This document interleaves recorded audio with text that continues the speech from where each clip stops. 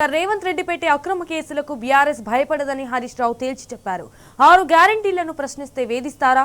రేవంత్ సర్కార్ కుంభకోణాలను ప్రశ్నిస్తుంటే కుట్రలకు తెగబడుతున్నారని మండిపడ్డారు. నిన్న రేవంత్ బావమరిది బాగోతాన్ని ఉదయం బయటపెడితే సాయంత్రానికి సిట్ నోటీసులు పంపారని హరీష్ రావు ఫైర్ అయ్యారు. అనంతరం తెలంగాణ భవన్ నుంచి సిట్ కార్యాలయానికి హరీష్ రావు బయలుదేరి వెళ్లారు. అయితే ఇటు సిట్ విచారణకు హాజరయ్యారు.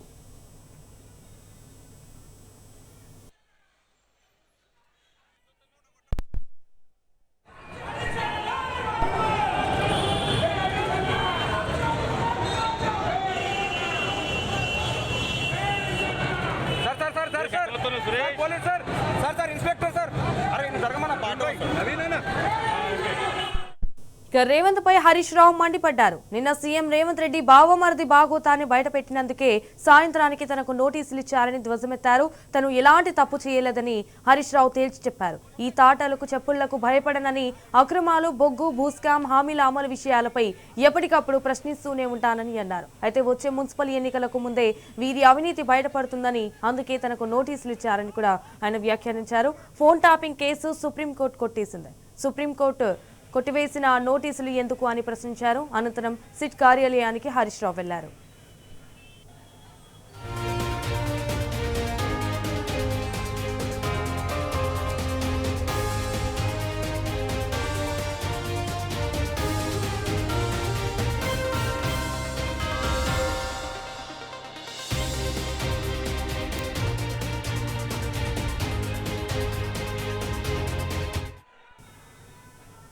ఇదే విషయానికి సంబంధించి మరిన్ని డీటెయిల్స్ జూబ్లీ హిల్స్ పిఎస్ నుంచి మా ప్రతినిధి రంజిత్ లైవ్ ద్వారా అందించడానికి అయితే సిద్ధంగా ఉన్నారు.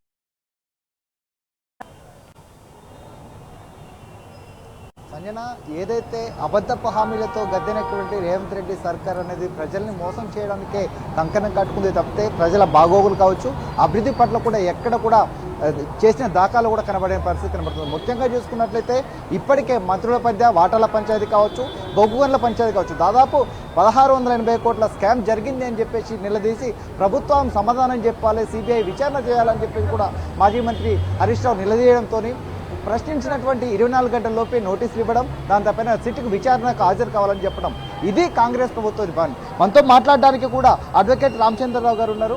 సార్, ఈ విషయం పట్ల కూడా ఏదైతే ప్రభుత్వం ఉన్నటువంటి సిట్ విచారణ పేరుతో వచ్చి పిలవడం అనేది కావచ్చు, దాన్ని ఏ విధంగా చూడవచ్చు? అసలు సంబంధం లేని కేసులో మాకు నోటీస్ ఇవ్వడం జరిగింది. ఆ నోటీసుకు కూడా 12 గంటల వ్యవధి లేకుండా కూడా నిన్న 8:56 నిమిషాలకు నోటీస్ ఇవ్వడం జరిగింది.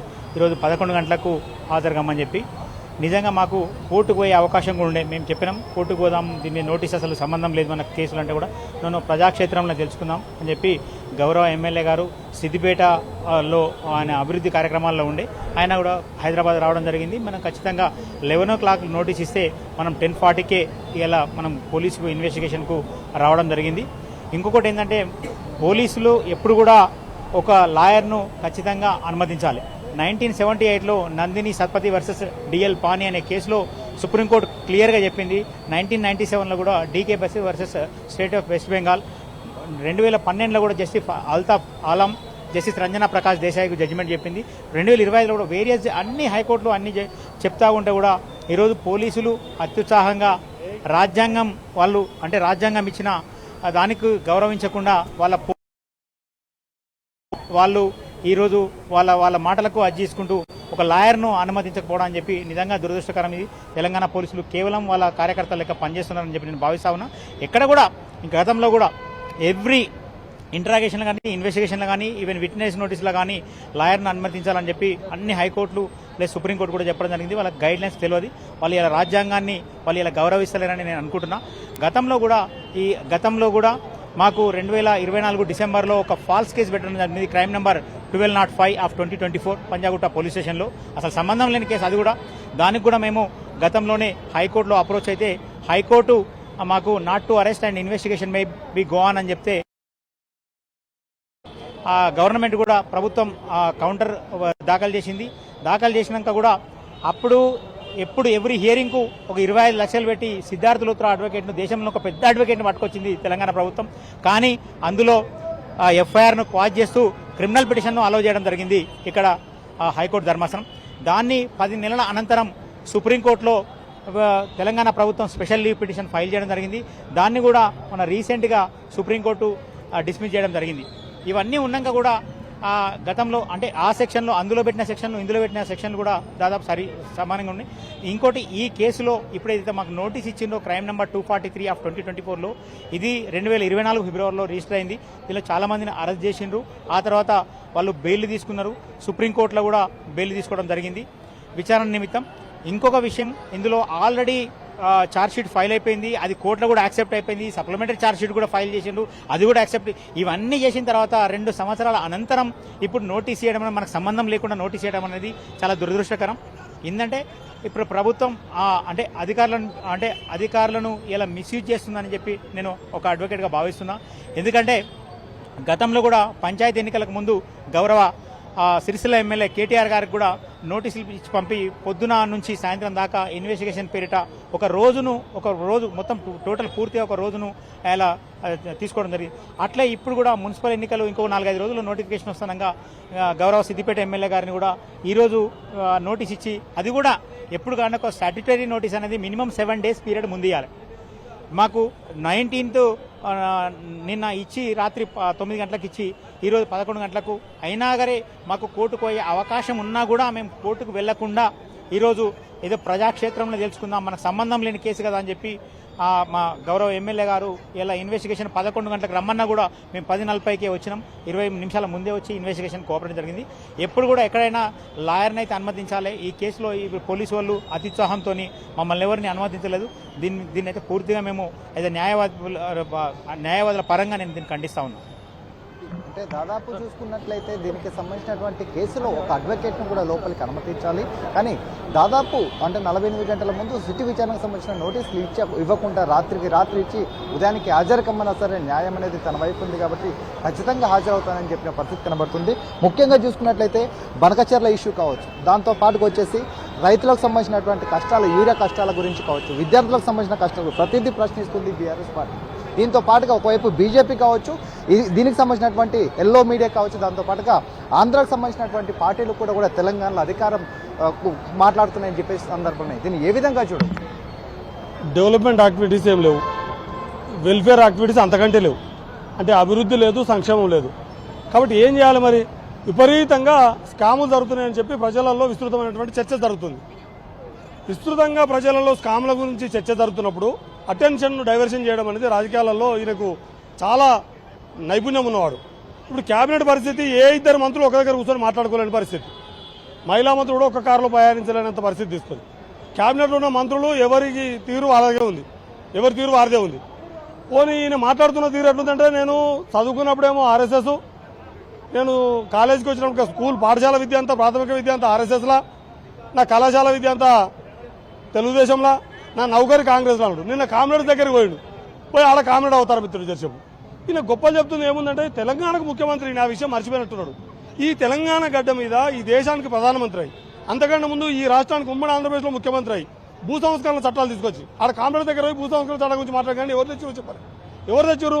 ఈ తెలంగాణ బిడ్డ పివి నరసింహారావు గారు తెచ్చారు. పివి నరసింహారావు ముఖ్యమంత్రి ఉంటే భూ సంస్కరణ వల్ల ఇక్కడ ఈ దేశంలో కూడా అనేకమైనటువంటి మార్పులకు, సరళీకృత ఆర్థిక విధానాలకు ఈ దేశం పటిష్టంగా ఇవ్వాలి ఉండడానికి ఈ దేశాన్ని నిర్మాణం చేసినటువంటి దాంట్లో పివి గారు ఉన్నారు. కానీ నేను చెప్తే పివి గారు ఆదర్శం అని చెప్పాలి. ఈయన చెప్తలేడు. పచ్చి కుల దురంకారైనటువంటి, కమ్మకుల దురంకారైనటువంటి చంద్రబాబు గురించి నేను ఆదర్శంగా మాట్లాడుతున్నాడు. చంద్రబాబు ఎలా ఆదర్శం?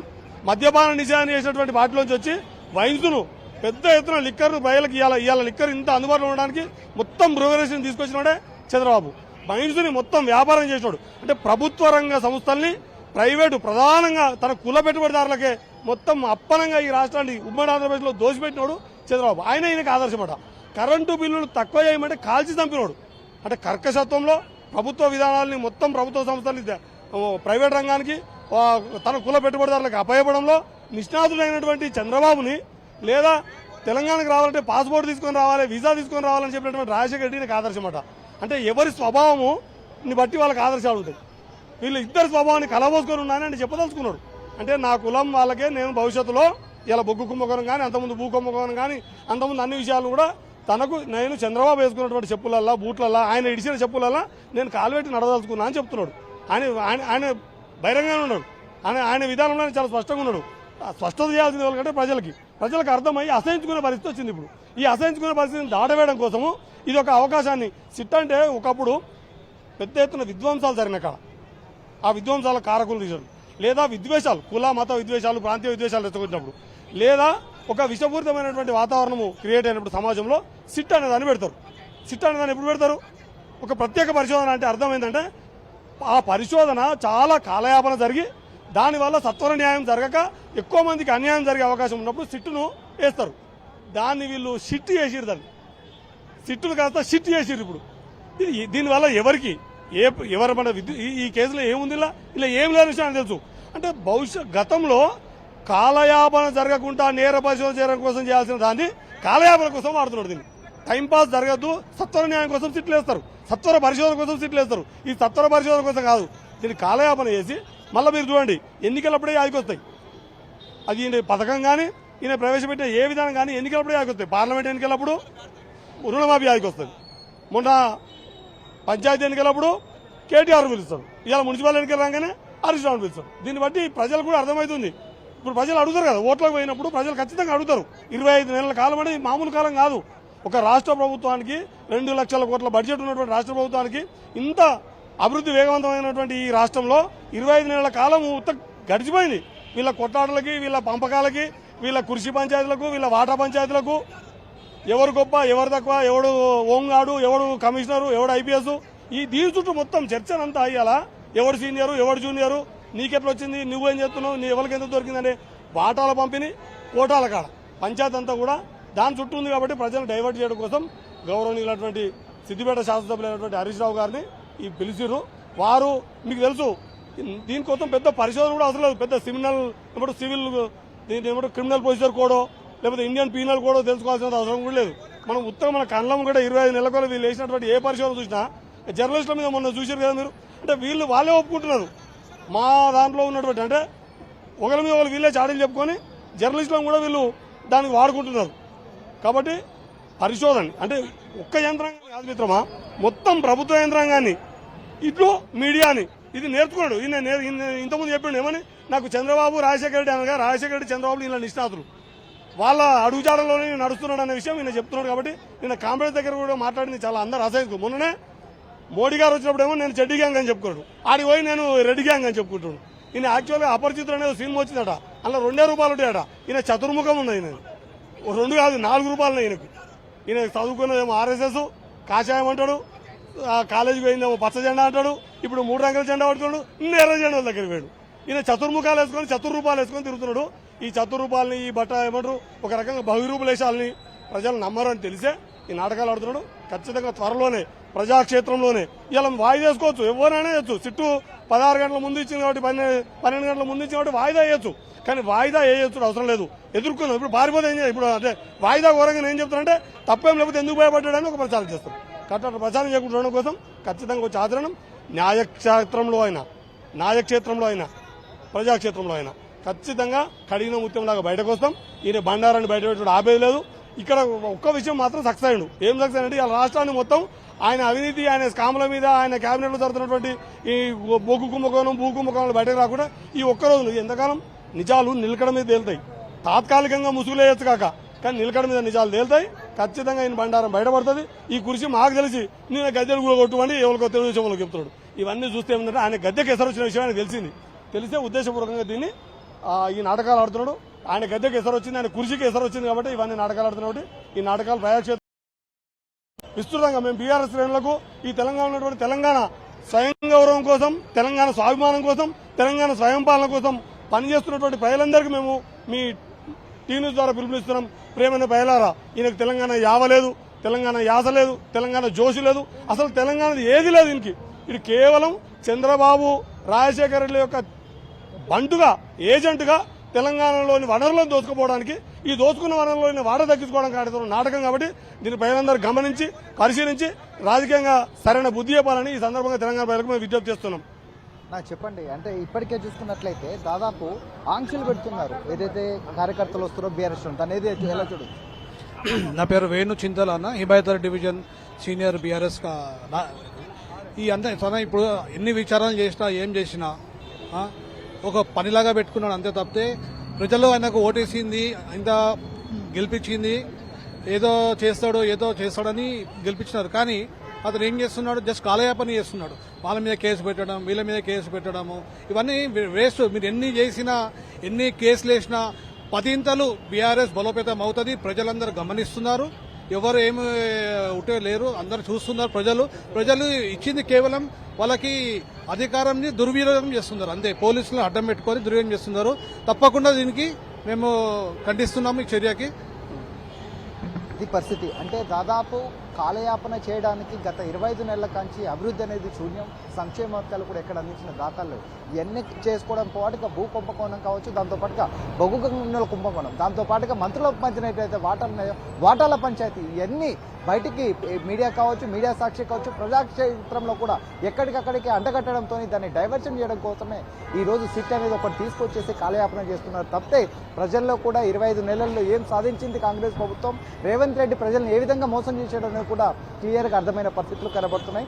ఏది ఏమైనప్పటికీ కూడా 160 CR అనేది క్రైమ్ నెంబర్తో విచారణకు పిలిపించేయడం అనేది కూడా బాధాకరమని, దాంతోపాటుగా ఒక అడ్వకేట్ని కూడా లోపలికి పంపించకుండా ఒకే ఒక్క పర్సన్ని, మాజీ మంత్రి హరీష్ రావుని లోపలికి తీసుకోవడం, దాంతోపాటుగా అడ్వకేట్ని కూడా లోపలికి ఎంట్రీ చేయకపోవడం అనేది కూడా సిట్టు అధికారులు ఏ విధంగా పాలన చేస్తున్నారు అనేది కూడా అర్థమైన పరిస్థితులు కనబడుతున్నాయి అనేది కనబడుతుంది. Over to studio. All right Ranjit, thank you for the live updates.